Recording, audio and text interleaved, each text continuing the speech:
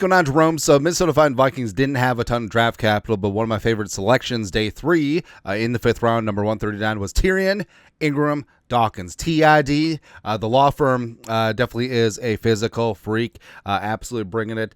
Big-time wingspan. He's fast, he's quick, he's explosive, he's all that stuff. But with Georgia being loaded at every single position, especially in the front 7, didn't get a ton of run. And when he did get going, did have 3 sacks in his college, in his senior season, 4 for his career. Now, I'm trying to think.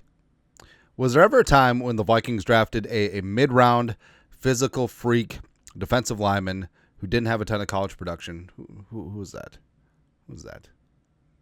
Anyways, but Tyrion Ingram-Dawkins definitely has potential. Is very toolsy, raw ball of clay, all of these superlatives that go along with that, but he's going to be fun, man. Like, he's going to be fun along this defensive line, and you're looking really good. Rocking the 9-0 at rookie minicamp last weekend, and also just looking huge. Looking the part, looking quick, looking fast, looking all that stuff, and I absolutely cannot wait until he is unleashed. Marcus Dixon and Brian Flores are going to have a really fun jack-of-all-trades type player, and he can line up at 5-tech, 4-tech, 3-tech, 1-tech, all the techs.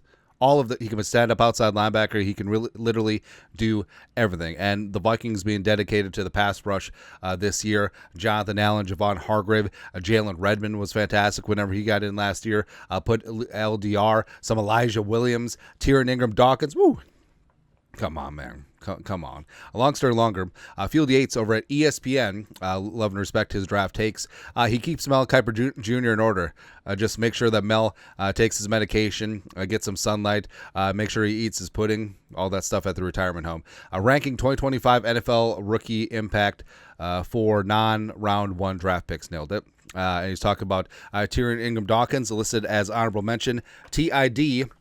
Pick 139. Minnesota overhauled its defensive line this offseason with a pair of big-ticket veteran additions in Jonathan Allen and Javon Hargrave, so Ingram-Dawkins does not have a clear path to a large role.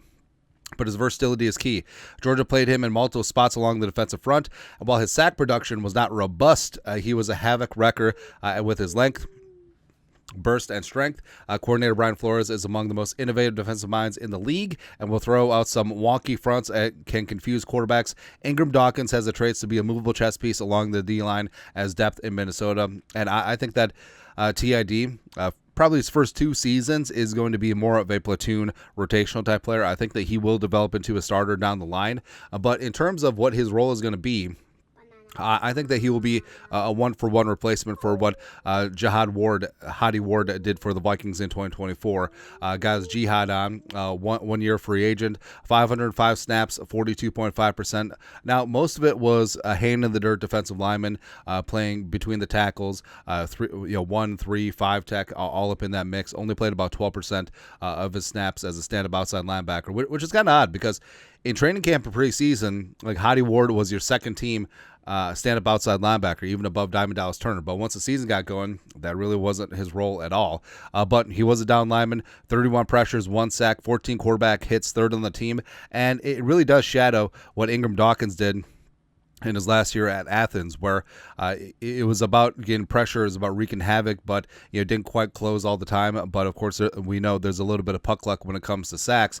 I think that's what Dawkins is going to bring to the Vikings, and hopefully he can close a little bit better than Ward did last year. But again, Jihad doesn't get enough credit for being that dude last year, where he was consistently getting pressure on the quarterback. He was consistently blowing up a gap whenever he was in there, and that's something that a lot of Ward's pressures did end up setting up other guys for success, whether it be Grenard, whether it be AVG, whether it be Diamond Dallas Turner, etc. So that is a role that needs to be filled, and I do think that Ingram-Dawkins could indeed be that guy going forward, and Field Yates does as well. But your thoughts are thoughts. The segment sponsored by Goldfish.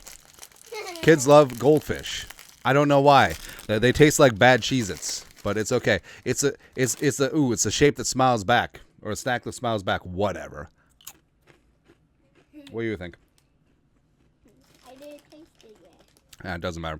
Anyways, your thoughts are thoughts. Field Yates tabs Vikings 5th round defensive lineman Tyrion Ingram-Dawkins as a non-first round impact player, contributing early. Love to see that. Let us know your thoughts. Our thoughts, comment section. You guys are the best. You know what to do. Skol, production value.